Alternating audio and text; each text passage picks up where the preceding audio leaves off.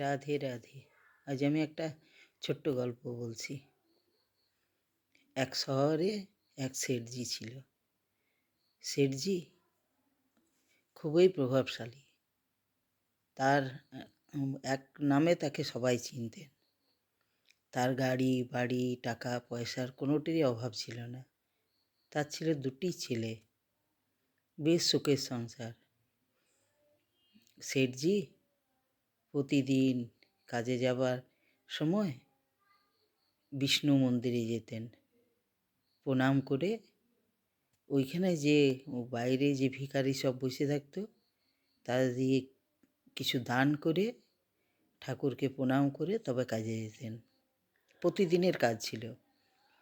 ওনার স্ত্রী সপ্তাহে একদিন হলেও দুজনে গিয়ে পরে ঠাকুরের পূজা দিয়ে আসতো। ওইদিকে যত গরিব আছে দান করে কিছু দান করে দিয়ে আসতেন। বেশ চলছিল। হঠাৎ শেঠজির একদিন অ্যাক্সিডেন্ট হয়ে যায়। অ্যাক্সিডেন্ট হয়ে একটা হাত অকেজো হয়ে যায়। শেঠজি ঘরে বসে যায়। ছেলেরা বলে যে আর তোমাকে কাজ করার কোনো দরকার নেই, আমরা তোমার ব্যবসা দেখব। ঠিক ছেলেরা বড় হয়েছে, তাদের হাতে ব্যবসা দিয়ে দেয়। কিছুদিন পরে ছেলেরা নিজের নামে গাড়ি বাড়ি টাকা পয়সা যা ছিল দুজনা নিজের নামে করে দিয়েছে। আর মা বাবাকে ঘর থেকে বার করে দিল। শীতকালের রাত, দুজনায় কোথায় যায়, টাকা পয়সা কিচ্ছু নাই।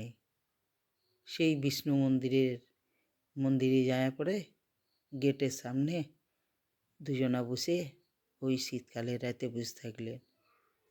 সকালবেলায় যখন পূজারি এসছেন, পূজারি ওই অবস্থা শেঠজির দেখে পড়ে আর বলছে, আপনার এই অবস্থা কি করে হলো?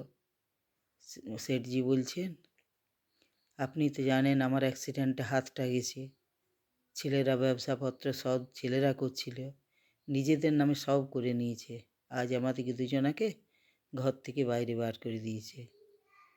আচ্ছা বলুন তো, পূজারী ব্রাহ্মণকে বলছেন, আমি কি পাপ করেছি যার জন্য আমি এত বড় সাজা পেলাম?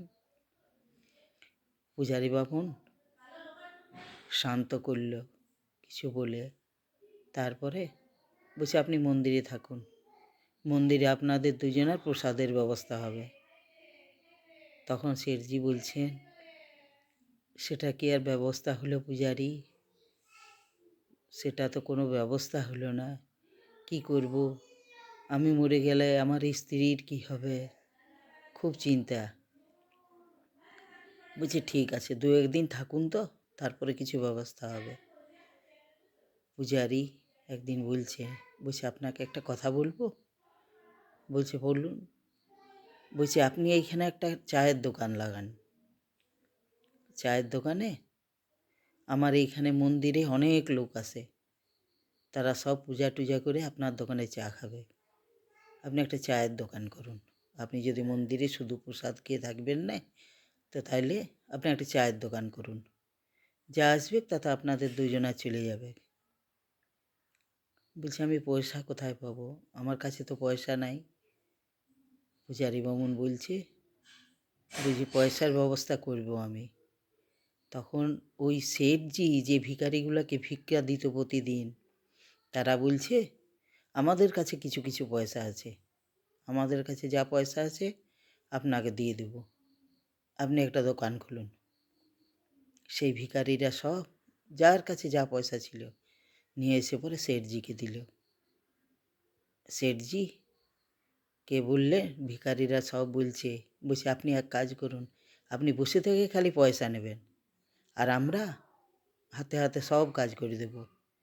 আর শেঠজি স্ত্রী বললেন, আমি চা বানাবো। ব্যাস, যেই বলা সেই কাজ। ছোট্ট একটা তাঁবু খাটায় পড়ে চায়ের দোকান করলেন। চা চলছে বেশ ভালো, অনেক লোক আসে। মন্দিরে যারা আসে তারাও আসে, যারা ঘুরতে আসে তারাও আসে। বেশ ভালো চলল।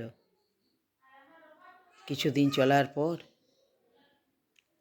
সেই চায়ের দোকান হয়ে গেল কফি হাউস, বিরাট বড় ব্যবসা। সেখানে মন্দিরে আর কোনো ভিখারি নাই, যারা ছিল তারা চায়ের দোকানে কাজ করছে। তাহলে দেখুন ভাগ্যের কি পরিহাস। যখন অর্থ থাকবে মানুষ যেন কিছু দান করে, যার কিছু নাই তাকে দান করলে তুমি যখন বিপদে পড়বে সে প্রথমে তোমার কাছে আসবে। তাইলে উপকার করলে উপকার পাবেই। রাধে রাধে।